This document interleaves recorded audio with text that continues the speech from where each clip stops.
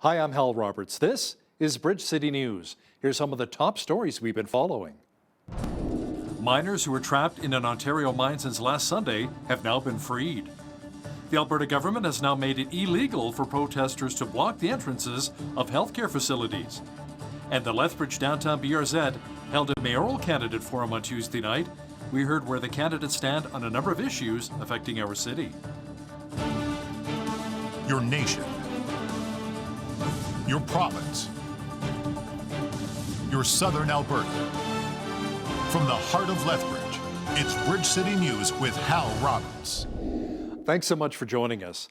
The last 4 miners who were trapped below the surface in the Totten mine near Sudbury, Ontario, are safe and sound. Mine owner Vale says 39 workers in all climbed a series of ladders with the aid of rescue crews to safety. The workers became stuck underground on Sunday after a scoop bucket detached and blocked the shaft that houses the elevator that transports people from the surface to the underground. We are happy to confirm that every one of our 39 employees who were underground Sunday and were unable to leave at their normal time are safe and sound as of early this morning. We used our secondary egress system, which is a system of ladders, quite an extensive system of ladders going all the way to surface. And what our mine rescue team was initially primarily focused on was outfitting these ladders with the appropriate gear to ensure that we had the appropriate level of fall protection for our employees as they made their way up. Alberta Premier Jason Kenney is rejecting new measures and a so-called firebreak lockdown of the economy despite increased COVID-19 cases in our province. Kenney says his government needs more time to see if recent public health rules are working. Throughout this pandemic, we have worked hard to vaccinate as many people as possible. More than 1,400 pharmacies, along with AHS clinics and doctors' offices, continue to administer COVID-19 vaccines across the province. To encourage Albertans to get their shots, we created rapid flow-through clinics when we were at the peak of vaccine demand. We developed the strongest incentive programs in Canada and created a new billing code for physicians to reach out to unvaccinated patients. We are monitoring the trends and the numbers very closely every day. If we need to take additional measures, we will, but they have to be effective. Kenney says another lockdown would unduly punish people who have been vaccinated while having little effect on the 17% of eligible Albertans who have so far resisted getting vaccinated. A group of doctors is calling for an immediate shutdown for schools, businesses, and attendance at sports events, but with full compensation. Prime Minister Justin Trudeau says Ottawa is prepared to help Alberta through another economic lockdown if needed. Trudeau says federal support for businesses and individuals would kick in if the province were to decide to shut down to try and bring down its increasing COVID-19 cases. Trudeau says he will be speaking with Premier Jason Kenney about the possibility, but Kenney, in a recent radio interview, rejected the idea outright. The Alberta government announced that it is taking action against those who block the entrances of our hospitals and healthcare centres. Justice Minister Casey Meadows says they will make it illegal for those to do so through the Critical Infrastructure Defence Act, which was brought forth in 2020. As distasteful as these demonstrations may be to many Albertans, the people who hold them are constitutionally entitled to them.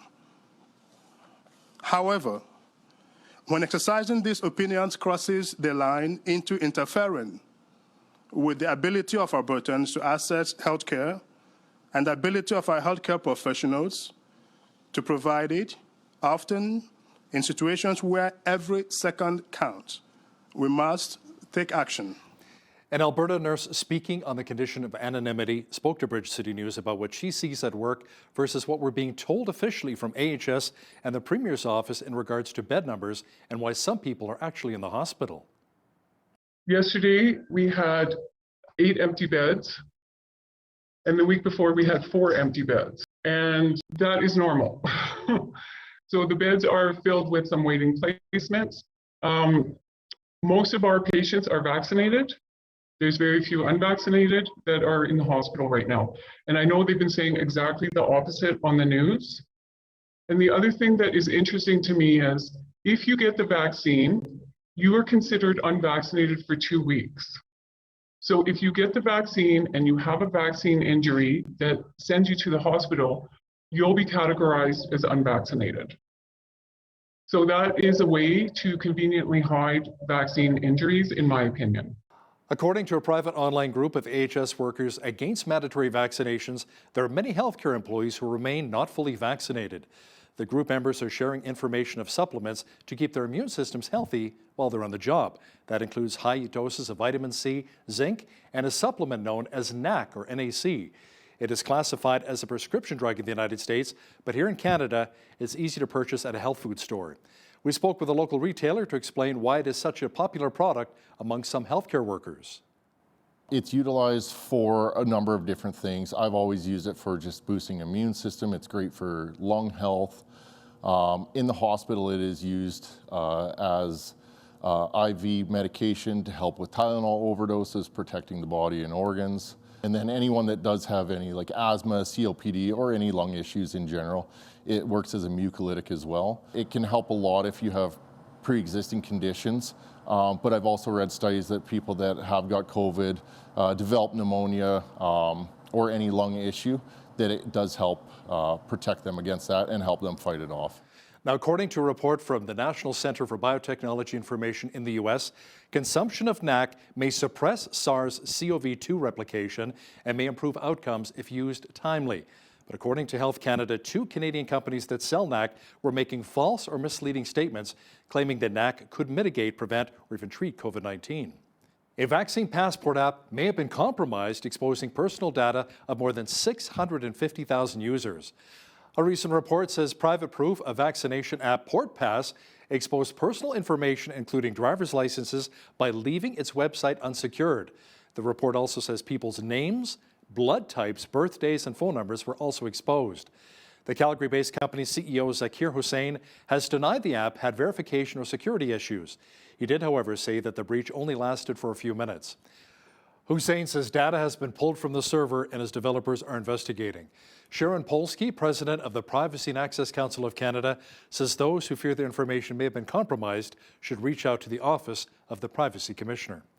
Lethbridge police made another drug bust. This one involved a drug dealer from Calgary and about $30,000 worth of drugs.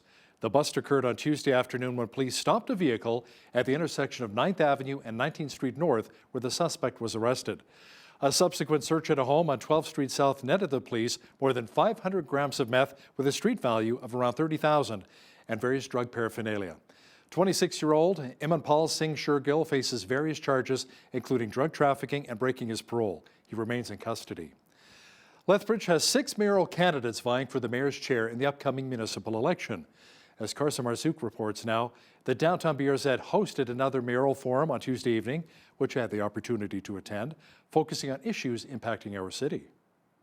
For the second night in a row, Lethbridge's mayoral candidates participated in a forum. Tuesday's forum was put on by the downtown BRZ at the public library. 5 out of the 6 candidates were present. Questions throughout the night highlighted different budgets, public artwork, diversifying the economy, and combating issues in the downtown. Social issues are definitely the most concerning issue that we face in the downtown, but also coupled with that is the perception of what those issues are. We certainly need to look at reducing crime and other behaviors that people complain about, but you do that by addressing social problems. The forum was broadcasted virtually with a limited number of audience members present. Questions were asked by a media panel, including BCN's Hal Roberts. So what's your plan to provide services we need while keeping taxes in check? We need to do, rather than get our money off the backs of the city taxpayers, we should run more city-run businesses. Have the city open and do some businesses that can make some money for the city. Businesses do a great deal for everything. They employ people. They help pay the tax for the city. A hot topic during Tuesday's forum was the police budget. City Council approved the 2021-2022 operating budget, which saw a budget cut for the LPS of $1 million.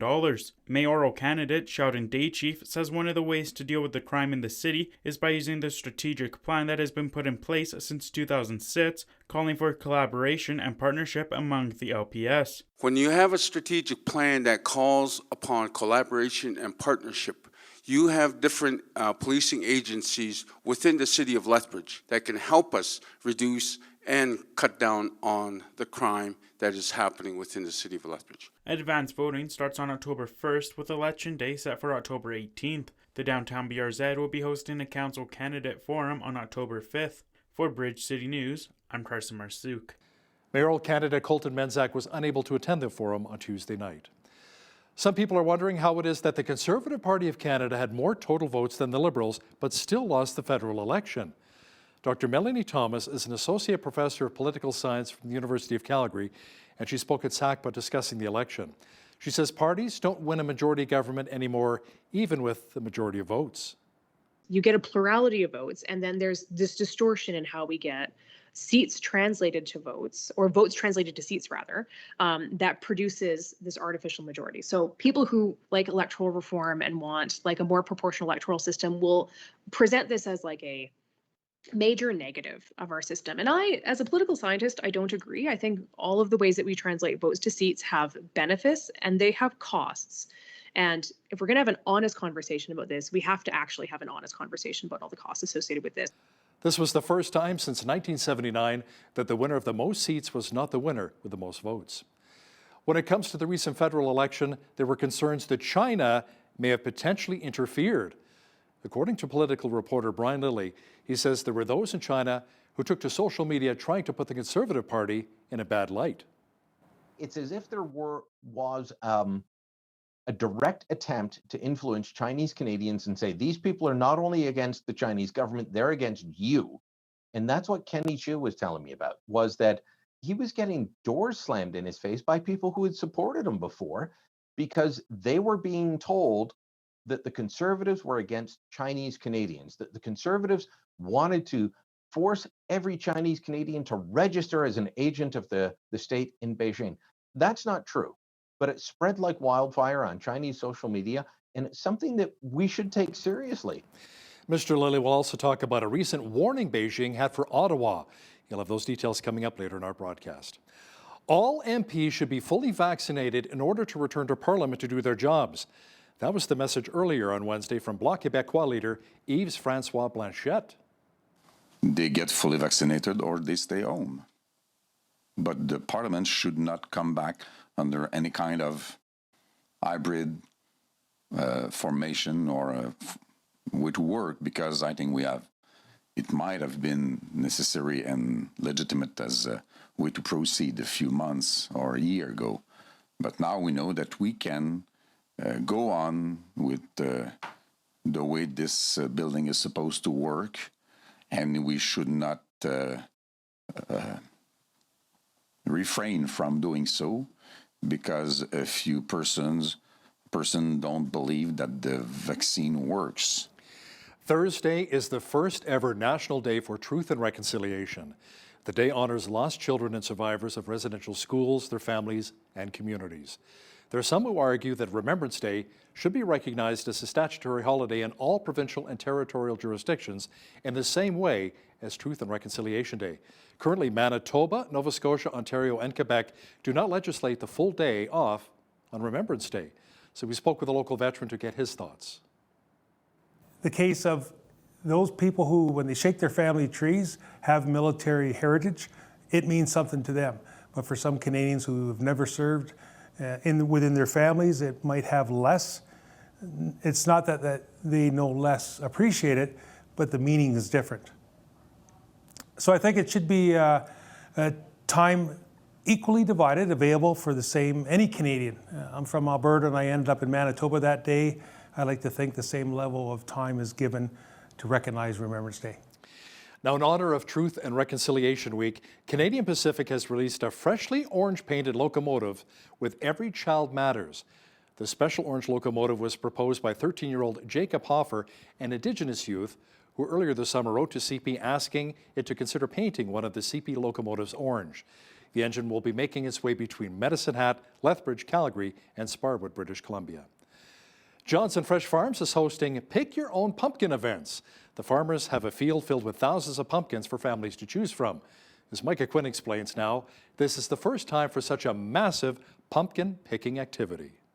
So this year would be about the average pumpkin in our patch, about 15 to 20 pounds. This enormous patch of pumpkins were planted around the second week of May, and on the 1st of September, Johnson Fresh Farms began to cut them from the vine and put them into the rows you see here to be harvested. Tom Johnson from Johnson Fresh Farms says they had a good yield this summer and thought that a new Pick Your Pumpkin style event would be a great idea. Go walk through the field, pick out a couple you like, and then you can just check out at our tent. And so it's just $5 a pumpkin or 5 for $20. And part of with picking the pumpkin, we'll have a little station set up where they can paint it and kind of make it their own pumpkin. And then we'll have our hay maze set up for the kids too. The first event took place on September 25th, and Johnson says there are events planned into October now, thanks to the positive feedback from the community. The days we'll be open is October 2nd, 9th, 16th, and 23rd. Those are all Saturdays from 10 to 5. And then we're going to do a family night on October 4th from 5 to 8. For those who can't make it out on a Saturday. Johnson says the farm plants 3 different varieties of pumpkins in their fields. For more information on how to pick your own pumpkin, you can visit Johnson Fresh Farms on Facebook. For Bridge City News, I'm Micah Quinn.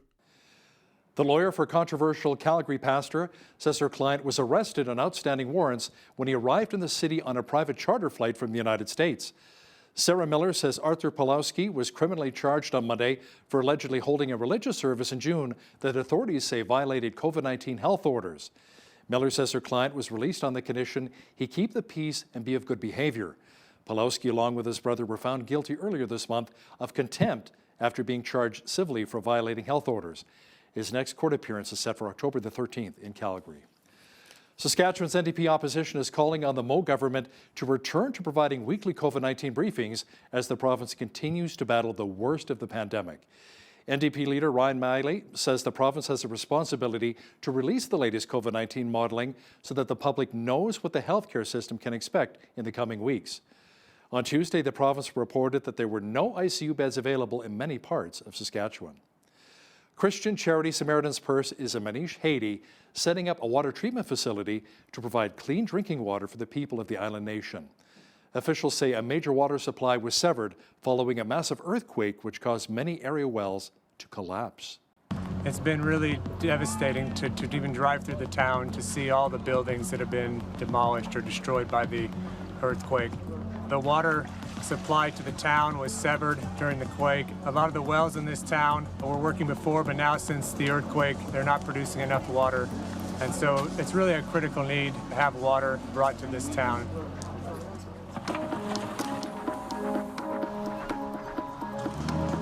Samaritan's Purse has just deployed their first community-sized water treatment unit that's mobile to be able to bring it up to the mountain here. We designed it back at headquarters, and this is the first time we've been able to use it in a disaster like this. It's very important that we come as quick as possible because during the first few days of the onset of disaster, that's when the need is the most. And so to be able to hear quickly, to be able to use this unit that can fit in our DC-8 aircraft, to be able to get it here on the ground, pull up and quickly make drinking water is a real blessing for this community. And that is so great to see. Also great to see lots of the sunshine and warm temperatures across much of southwestern Alberta. And those warm temperatures will be sticking around with the mercury climbing even more. Full weather details are on deck. Well, we enjoyed another beautiful fall day here in southwestern Alberta with nice warm temperatures. Jeanette Roger is back with all of the weather details. Jeanette, we may think it's warm now, but wait until the weekend. We may even have to pull out some sunscreen again. Yes, that's true. We are seeing some beautiful temperatures in the forecast coming up. Loving the way that October is going to be starting. So far, Environment Canada not making any mention of the wind factor this weekend. So fingers crossed that it dies down quite a little bit because it was brutal today. And we're going to see more of that tonight and into tomorrow. As the morning approaches on a Thursday, we're looking at 40 to 60 kilometer per hour winds. High of 23 though for our Thursday with lots of sunshine.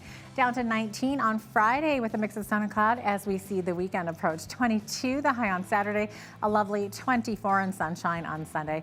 Into Monday and Tuesday, look at those temperatures. High 20s. We're looking at 27 for Monday and 26 for Tuesday with lots of sunshine as well. So average high for this time of year, we're beating it way above that for this week anyways. 18 the average high, 3 the average low, 32 was where we were at back in 1963, and in 1985 we had our lowest, which was -8. 7:28 is when the sun rose this morning, and our sunset this evening, 7:15 p.m. So we're just shy of that 12-hour of daylight. So days getting a little bit shorter. Over on the west coast, looking at chance of showers in Victoria tomorrow, high of 15. Rainfall warning in effect for Vancouver, looking at heavy rains tomorrow, 15 to 25 millimeters, and windy, 50 to 70 kilometer per hour winds there. 15 the high, 20 the high in Edmonton, and 22 the high tomorrow in Calgary with a mix of sun and cloud. Wind gusts of up to 20 to 40 kilometers per hour.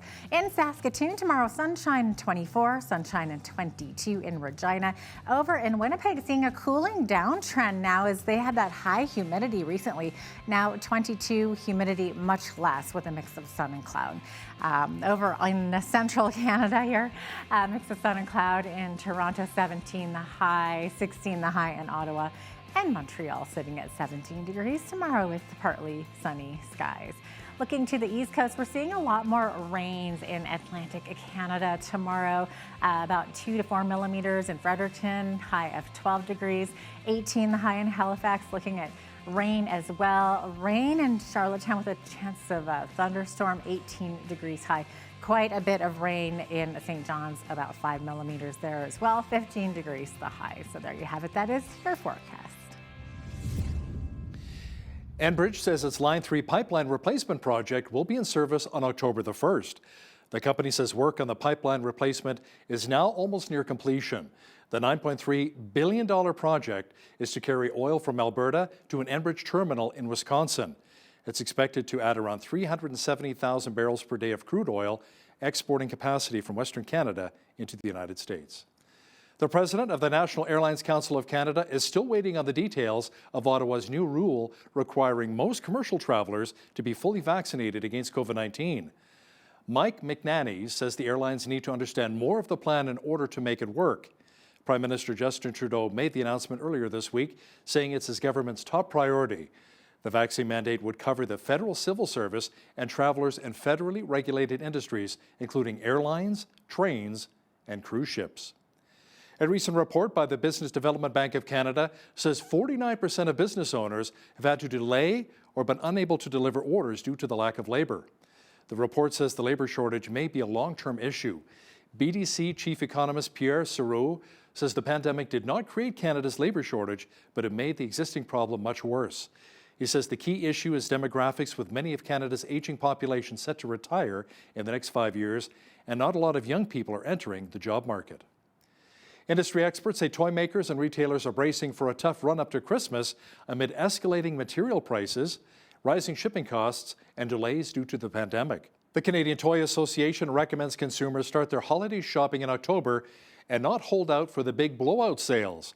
Officials say the current supply chain issues are not going to correct themselves, and many items will sell out faster than usual and will take longer to replenish. They say shoppers may notice fewer door crasher deals as toy makers and retailers cope with mounting cost pressures. Now, here's a look at today's markets. The TSX was down 16 points on the day to finish at 20,158.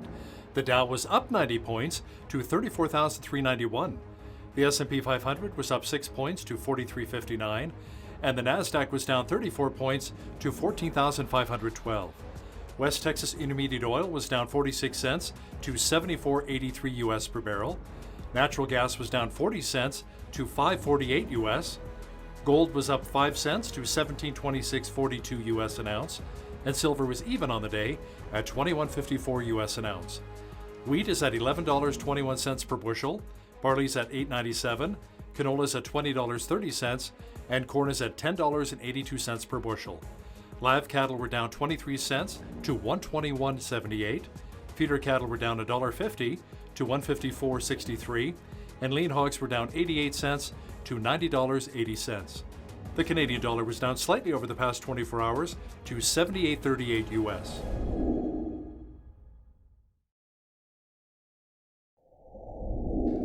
Recapping one of our top stories this hour, the Alberta government announced that it is taking action against those who block entrances to our hospitals and healthcare centres.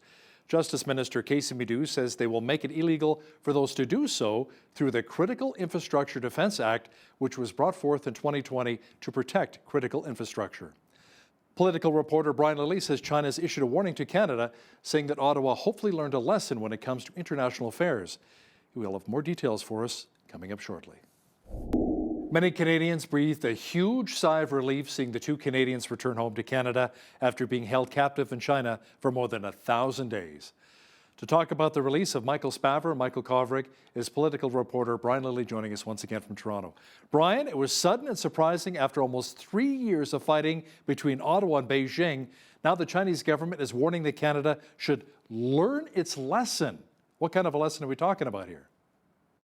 Well, the statements from Ms. Hua, who is a spokesperson for the Chinese Foreign Ministry, were kind of a bit like a threat, Hal. It was strange to watch this play out on Monday morning. Now, I watched it on delay. I didn't watch it on Beijing time, but it was a news conference that, in my view, was devoid from reality. This was a spokesperson for the Chinese government saying things that were factually incorrect. They were playing up Meng's release as, a hero's welcome, which she actually did get. They had, people waving flags and music playing and folks handing her flowers as she got off the plane with a red carpet, I might add. But they also said that her detention was only politically motivated, unlike Michael Kovrig and Michael Spavor, who, well, these were people committing espionage against the Chinese state, and that there was no connection between the release of Miss Meng and the release of Mr. Spavor. I'm sorry, that is factually incorrect. We know it's not true. Otherwise, why would they be detained immediately after she was detained here in Canada and then released within less than 12 hours? It was a bizarre situation that played out over the course of a day last Friday, in one that few of us will forget. But glad to see both of these men home now. Absolutely. Now, Brian, officially the line from all governments is that there was no deal to free the two Michaels, but reports indicate that U.S. President Joe Biden intervened to say any deal involving Huawei executive Meng Wanzhou must include their release. So who do we believe here? I'm going to believe the reports that say that there was a deal. Look, this is often the case. Governments will deny all kinds of things. And this is not a slight at the Trudeau government. This is not a slight at the Biden administration or people in Beijing. They come to these agreements. But my understanding is that President Joe Biden actually intervened and said, if Meng is going, then the two Canadians have to be released. Now, unbeknownst to me and probably to most Canadians, there were two Americans who were being detained who were also set free as soon as Meng was allowed to go. So, there was a lot at stake here. China was playing hardball with both countries. You know that I'm a harsh critic of the Trudeau government, but on refusing to engage in a prisoner swap, I have to say they did the right thing. They did the right thing from the beginning to the end on this file. But when the Department of Justice in the United States, and let's be clear, this was not a political move. This started in the Department of Justice during the Obama administration. That's when they first decided that Huawei had breached sanctions against Iran, that there were problems. That's when they began building their case. She was only detained during the Trump administration, and that carried on for almost a full year of the Biden administration. So two Democrats and a Republican all on side with this. But it was Biden that stepped in at the end and said, you know what? If we're going to let her go, they have to release the two Michaels. Good on him for doing that. Good on him for getting that through. I think that maybe we could have played our cards better earlier on to engage the Americans, especially during the Trump administration. But there were bad politics between our government and theirs at the time. It didn't work out. End of the day, we're happy that they're home. Absolutely. Brian, Canada still has not banned Huawei from operating in our country or being involved in our 5G system. Why has Huawei not yet been banned? Well, listening to the Prime Minister, it's a bit of a jumbled mess. He's saying that an announcement or a decision could come in the days and weeks ahead, but I mean, this is something they've been ragging the puck on for years. Look, I remember concerns being raised about Huawei going back to the Harper decade, as Justin Trudeau likes to call it. And at that point, the Conservatives put in some, I don't know, some boundaries around Huawei, but didn't ban them from operating. But, you know, as Huawei started to build and grow, and this is a company that, let's face it, grew upon the remains of what was Nortel, once one of Canada's tech giants, as they continued to grow, the Trudeau government didn't stop them. As our allies said, we will not accept Huawei as part of our 5G network, they didn't say no.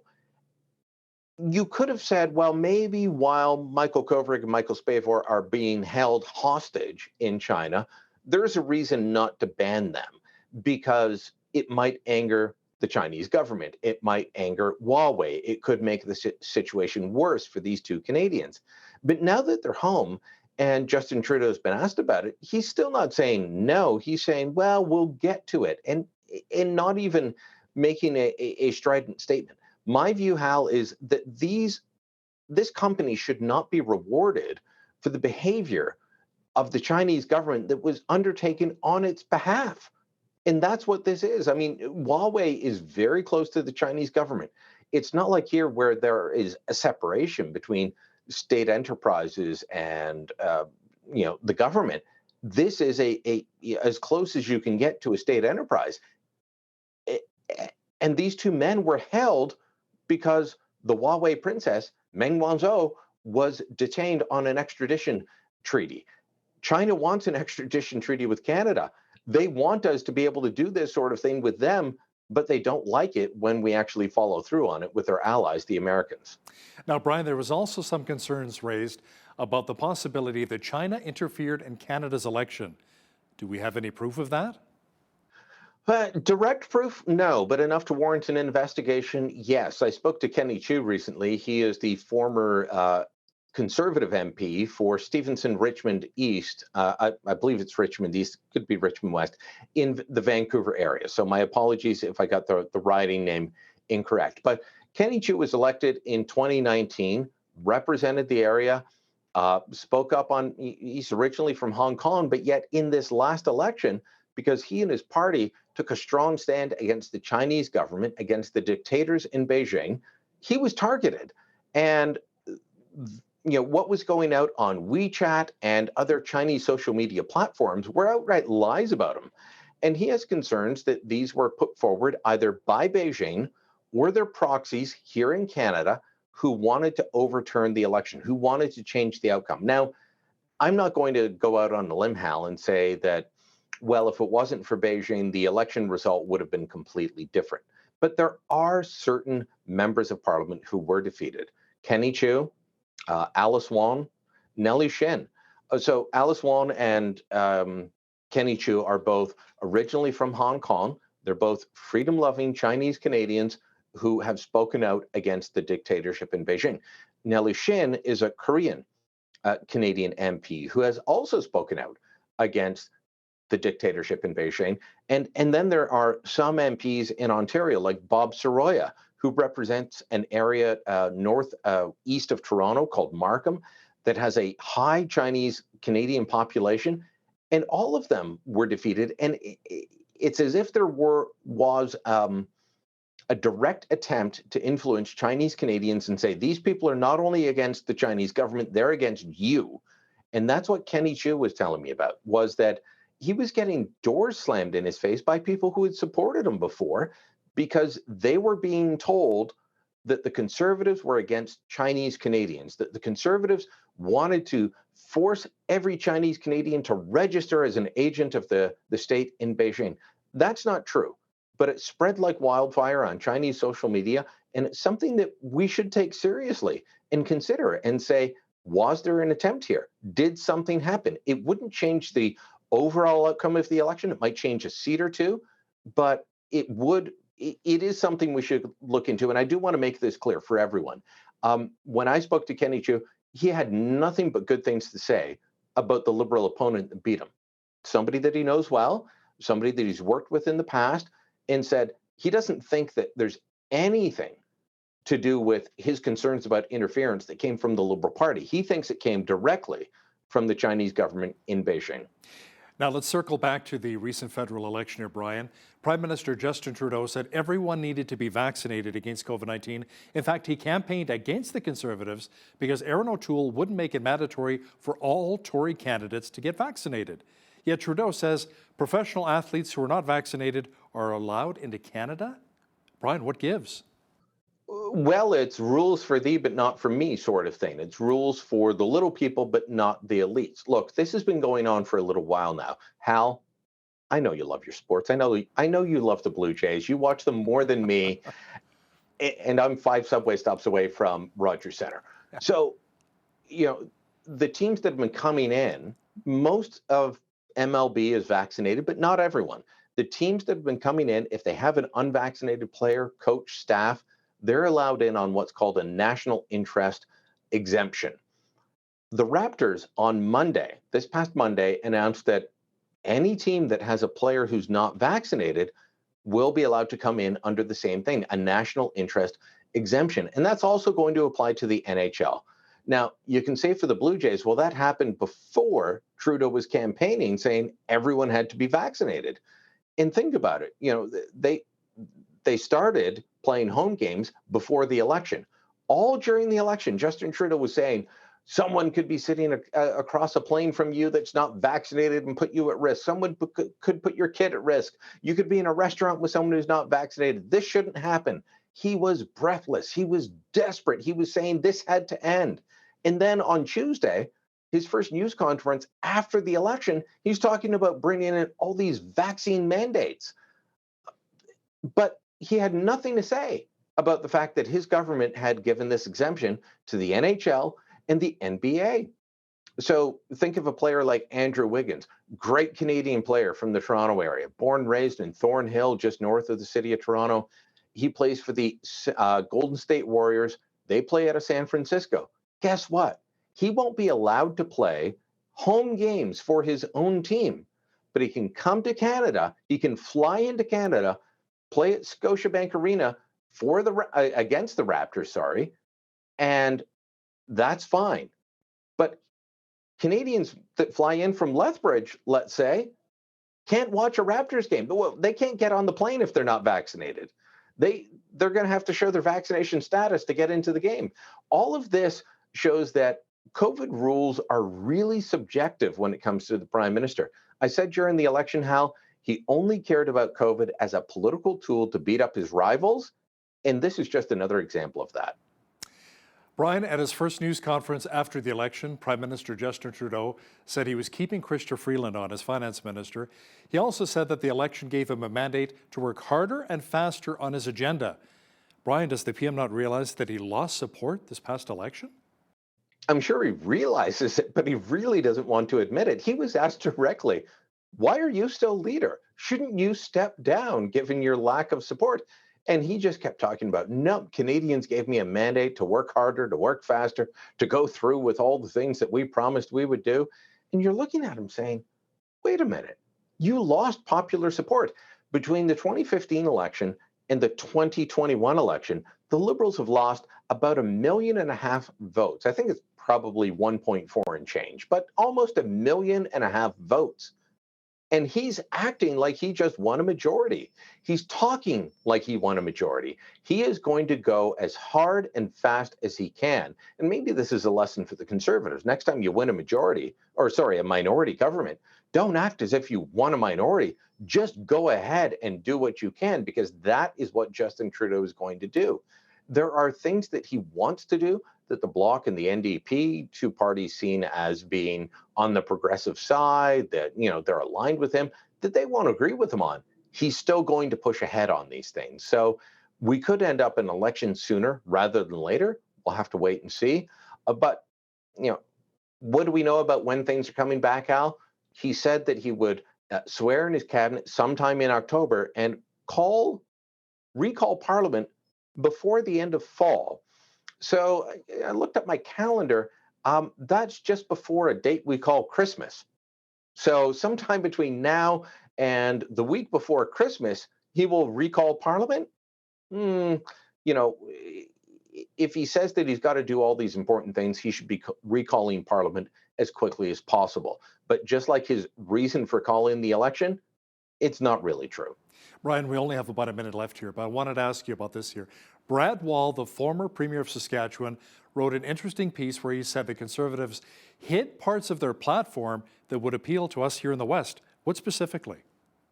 He talked about the Bill C-69, the No More Pipelines bill. He talked about the one-way tanker traffic ban because, you know, tankers can come in, they can't go out, things like that. And he also said that the Conservatives have to figure out how to win without Quebec. And I think that's right. You know the term, Hal. The Liberals say, screw the West, we'll take the rest. Actually, they say something else, but that's the polite way of me saying it. Conservatives need to figure out how to win without placating Quebec. That was all part of Brad Wall's op-ed. You know, he's had, Aaron O'Toole has had former Conservative Premier of Ontario, Mike Harris, come out to defend him. He's had Leslyn Lewis come out to defend him. Now he's had Brad Wall come out to defend him. Hopefully the Conservatives figure out that maybe they should focus on winning instead of attacking each other in the months ahead. Political reporter and Toronto Sun columnist Brian Lilley, thanks so much for your time today. Thank you, Hal. The race to become the mayor of Lethbridge is well underway, and today we're chatting with Blaine Hagan, who's a Lethbridge City Councillor who's hoping to become the new mayor of Lethbridge on October the 18th. Blaine, welcome back to Bridge City News. Thank you, Hal, for having me. Now, first of all, why don't you share a little bit with our viewers who Blaine Hagan really is and why you decided to run for mayor here in the Windy City? Well, you know what? It's always been an interest of mine to serve the community, serve many different agencies that I've worked with over the years. And so service has, again, been top notch for me in my life. And so I just thought it's something that I would like to continue to give back to the community. Now, one of your top priorities is to ensure that Lethbridge is a safe community for families. What do you see as being the biggest crime issues that really need to be reined in? Oh boy, safety, as we know, Hal, it's a huge issue here in Lethbridge. And I mean, I think one of the obvious answers to combat some of the safety concerns that we have in the community is the reinvestment in our Lethbridge police services that provide the resources that they obviously need to continue to serve our community and to keep that safe level to what everybody is expecting. And I think it's extremely important that we do have the policing that's necessary. And I'm sure you'll know that here a couple of years ago, or just last year, we talked about reducing the police budget. And then in the last CIP, I did not approve that. I did not raise my hand for that because I think it's important that we do have policing in our community, and a reduction just means a reduction of feet on the street and more concerns coming in. And so for that reason, I think policing is a top priority on my agenda going forward, and to be able to work with my colleagues to make sure that we have the adequate policing to cover the concerns that we have in our community. Now, $1 million was recently taken out of the police budget. Would you consider putting that money back in? Absolutely. That's one of my top priorities, is to work with my council colleagues to make sure that we can get that reinvested into our police service for sure. Blaine, Lethbridge gained national attention over the last couple of years with the opioid crisis and the debate over the supervised consumption site, which is one of the busiest in all of Canada before it was shut down. Some residents want to see the return of another SCS in our city, while others prefer to see investment in recovery programs. How do you see things? Well, ultimately, I guess it comes as an elected official. I'm accountable to the people. So perhaps, I guess, a number one issue I've heard at the doors when I've been out knocking, as well as from friends and colleagues and emails, etc., is issues related to the SCS. We know the opioid crisis has been around for a while, and it's in most communities, but it's something that we can definitely reduce the strain on our police service as we provide the services that are needed to combat this incredible crisis that we have out there today. And people want and need the treatment, and absolutely should receive it. Now, not everybody wants these treatment. We need to have those individuals that are experts in the field recommending the services that they need to be able to return to society and to recover from their illness, which is the addiction. Now, a lot of times with the opioid crisis and drug addiction, you find a lot of homelessness issues here in the city.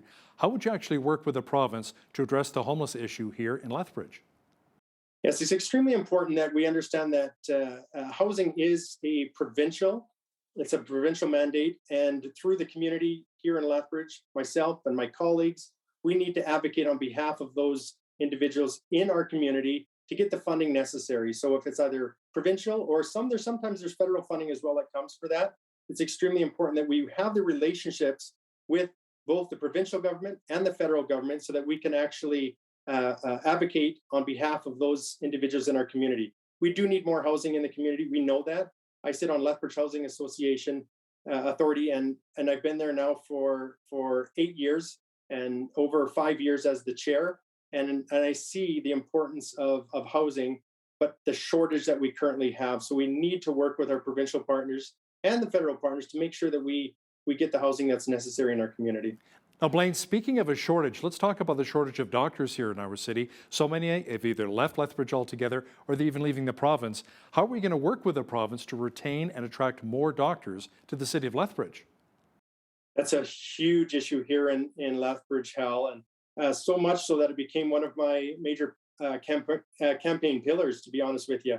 I've started to create a special advisory committee that's comprised of several doctors and leading medical professionals and stakeholders in the community that are going to help me to develop a comprehensive plan for attracting and retaining doctors and other medical professionals here to the community. Now, we need to understand that this is a provincial, health is provincial, but that doesn't mean that we can't work together with those professionals here in our community. And I know there's one particular doctor I spoke with, he's recruited 12 doctors to the community. So although this is provincial, we can work with these doctors and as they continue to advocate for our community and bring in other doctors into the community. Because I know that my wife is in the medical field, and it's not just doctors. There's a lot of nurses that are leaving and a shortage of nurses. And she's a registered nurse here at the hospital, and we hear about it all the time. They're overworked. There's a shortage of nurses, and so again, it's everyone in the medical field that is they're getting burnt out. And I think that pandemic had a big part to play in that for sure. Now let's talk a bit about the pandemic. The COVID-19 pandemic caused a lot of division in our city, just as it has in many other major centers. If COVID-19 erupts again this fall and winter, how would you go about handling things here in the city? Will we bring back the mandatory face covering to be used in public buildings? I've always said that my plans are to be informed by the experts. I'm not a doctor, and sitting around that table, there's no doctors that I'm aware of around council, that horseshoe. And so I think we need to rely on the experts on this. And so, of course, that would be Dr. Dina Hinshaw and her team, and we need to listen to their advice. Blaine, there's always talk about how we need a third bridge here in our city, but of course, that's a pretty big budget item. What are your thoughts on how and when that will actually happen? It's been a topic of conversation throughout many different elections, Hal. We know that, and it's something that is needed. We've heard that once the community gets to that 40,000 people on the west side, that it's going to be needed, and we're there now. Now, the concern, obviously my concern has been in the past, is this is a huge tax increase for the community, and it's something that I don't think that we could, well, I know that I would not support a huge tax increase that has been brought forward, but there's ways to think outside the box with that. If we work with our provincial and federal partners, I look out to Quebec, and I was doing some research on how many different bridges that they're receiving. Where's our fair deal on this, right? And so both from a federal and provincial government level, we need to get that funding for our community. And there's also other opportunities. I've worked over the past couple of years with some other options, which is thinking outside the box. And I'm going to have more to share on that, and a way that it won't be a tax burden for our community, but we'll be able to get this third bridge, and something that is drastically needed. Now, as Lethbridge continues to grow, we have over 100,000 people here in our city, our transit service becomes even more important. The city of Lethbridge is changing over to its CityLink network.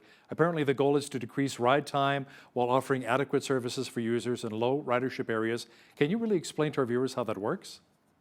Well, we're trying to get that the transportation, anybody that wants to take transit, we want to get them to the point that they want to get to as quick or as relatively quick as a vehicle. Now we know that's not going to happen. Transit is picking up different passengers along the route, so just to make it somewhat quicker for people to be able to take that mode of transit as opposed to their vehicle. Now, unfortunately, we know that Lethbridge has got quite the urban sprawl, and it's something that it is a car community. And I know we drive around, and I hear it all the time that the buses are empty. And we don't know if we see them at the beginning of the route or at the end of the route, but we know that the buses are not full at all times, and rarely are they. And so, looking at ways to become more efficient with the way that we do it, and we're doing some of that now. But we need to continually look at that, because transit is the number 3 burden on taxation right now, next to fire and police. And so we want to make sure we're always looking for efficiencies there. If it's smaller buses, if it's if the routes are better and quicker, so that people do want to take transit, those are some of the things we need to look at. And it's something that I sat on Canadian Urban Transit Association here for almost 8 years. And hearing some of the different efficiencies that people realize in other communities, I'd like to bring those here and share them with our administration. And I have over the time, and we have made some changes, but I think there's a lot more to be made. And the cost is just far too high, in my opinion, for transit in our community. Now, most cities want to have a thriving downtown core, but the challenge with that is, how do we do this with the safety and crime concerns and ample parking at the same time? What's your plan to make the downtown core more attractive for businesses and consumers? We talk continually about downtown, Hal, and something that I do want to mention, that it's downtown we want to thrive, but we also want other areas in our community to thrive. So I kind of put it as business in general throughout our community, because we do want to drive it downtown. But we have put in so much money into our downtown core, and it's not that I'm saying let's put good money after bad. There's been some great investment, but we need to attack the concerns that are limiting some of this. And I would say that is the crime and some of the vagrancy that happens in our downtown area.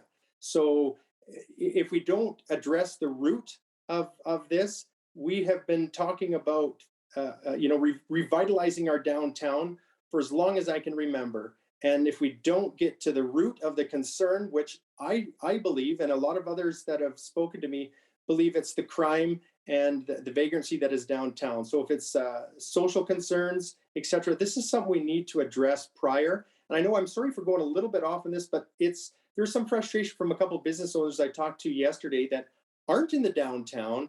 And they said, well, you're always talking about downtown area. What about other areas of the community? We have the same issues and concerns, and you keep dumping funding into downtown. So I did want to veer a little bit, I'm sorry on Hal, but it's addressing the main concern, and that's safety for those that want to shop downtown or shop anywhere else in our community. We need to make sure that they feel safe, and I think that's going to make a big change for sure. So again, the root of the concern needs to be addressed first.